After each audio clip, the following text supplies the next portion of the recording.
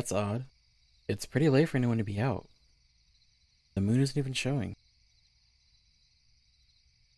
Oh, I didn't mean to startle you. I'm just curious. We were quite deep in the woods, you know? It just seemed weird for you to be wandering around. Unless you're lost. Me? That's a little different. I live here. In fact, you kinda just stumbled into my domain. I guess you humans would just call it my home? You probably didn't even notice when you passed through the threshold. I don't think many humans would. Of course I'm calling you human. You look very human to me. Are you perhaps a spirit instead? Oh, I guess I didn't make it very obvious. Sorry. You can't even see me in this light. Here.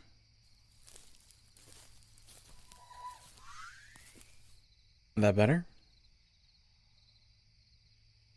That's good. You see me then. I'm not like you. A human. My ears, my tail, they're real, I promise. You look pretty stunned. Have you never seen a fox spirit before? Or is it the wisps? They do look beautiful at night. Firelight is so harsh, so difficult to maintain. Just give these cute little guys a few head scratches, and they'll glow for hours. Hey, are you feeling alright? You've just been standing there since I showed up. Maybe you're not as familiar with my kindness of thought. Are humans not really accustomed to spirits anymore? Well, I'm a fox spirit. Like a Kitsune? Sure, I suppose. I can't really say that I've heard that term before. But if that's what allows you to understand what I am, then I am a Kitsune. These are my woods that I'm guardian of. Though I haven't really had to protect them. Ever, really. I inherited these grounds from my grandmother about 50 years ago. But by then, they'd already been abandoned by humans. All that's left is this clearing, and the little path that leads back to the outside world. Oh, I'm starting to ramble. Sorry. There's just not been much chance to talk to anyone lately. I'm still curious as to why I found you so far from everything else. There isn't a single thing here that a still living human has witnessed. That makes you pretty special, I think. Insomnia? This isn't a word I've heard before. I'm sorry. Do you think that you could elaborate a bit?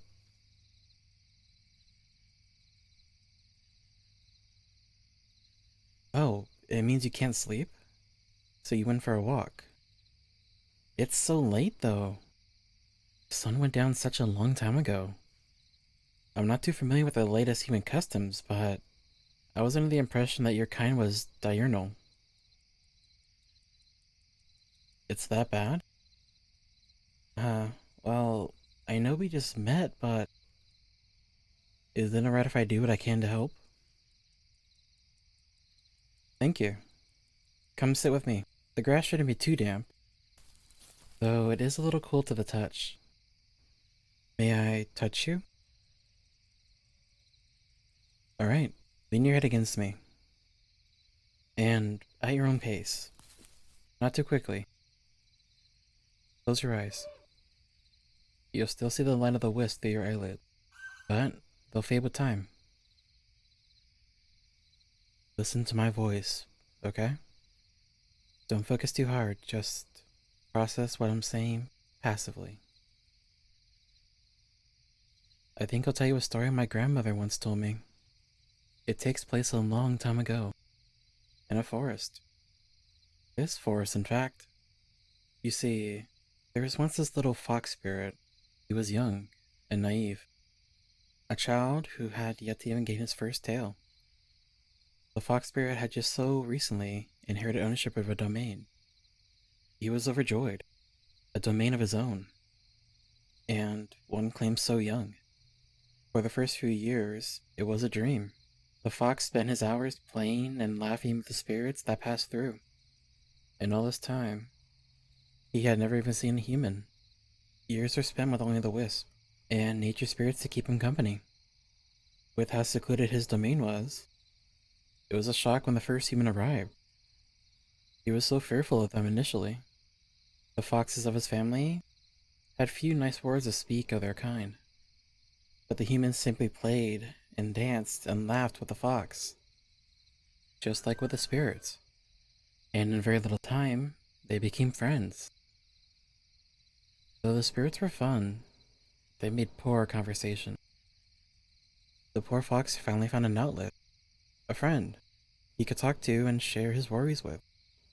The sun fell like a stone into a still pond, and just like that, the human was gone.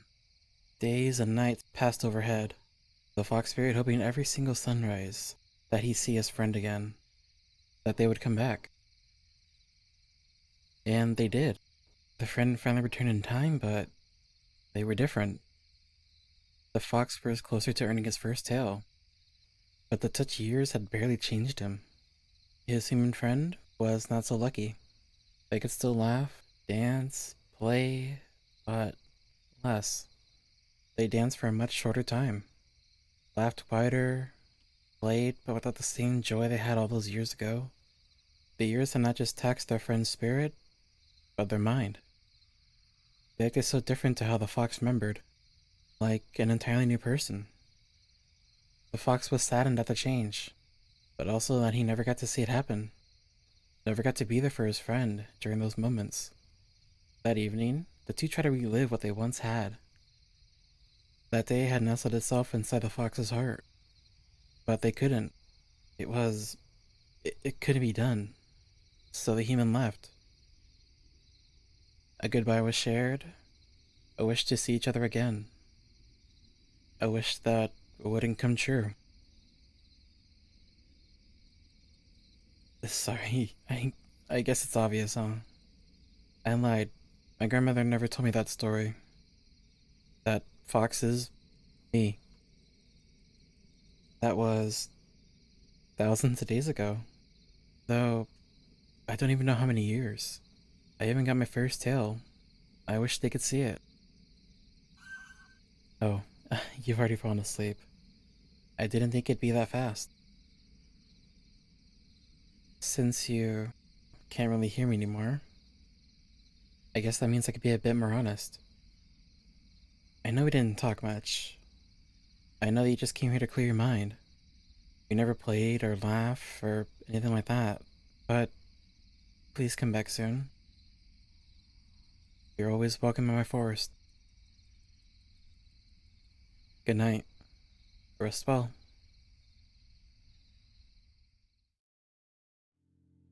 Hello, and thank you for coming to my audio roleplay.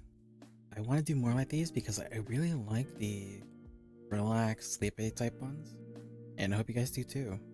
I hope you guys enjoyed this one, and I'll see you guys next time. Bye.